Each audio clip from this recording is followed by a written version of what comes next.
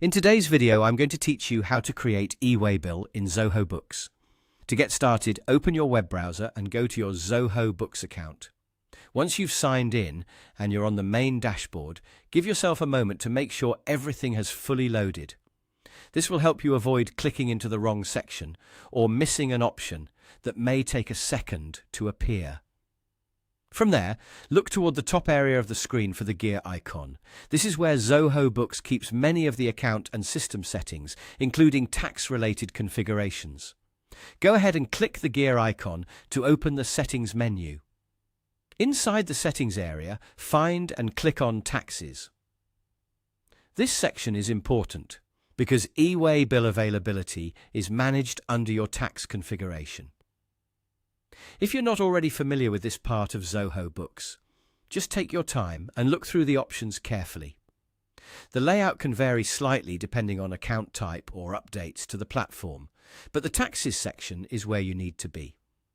Once you're in the Taxes section, the next thing you need to do is check whether the eWaybill option is available in your account. This is a very important step because not every feature is always active by default. You may see a dedicated eWaybill setting, toggle, or related option within the tax settings. Read the labels carefully so you can confirm that you've found the correct feature. If the eWaybill option is available, you can go ahead and activate it. This usually means selecting the option and turning it on so the feature becomes enabled for your Zoho Books account. Make sure you save the change if Zoho Books prompts you to do so. In many systems, settings won't actually apply unless you confirm or save before leaving the page. Once it has been enabled, your account will be set up to support eWaybill functionality. That's the key preparation step before you begin using it in your transactions and documentation workflow.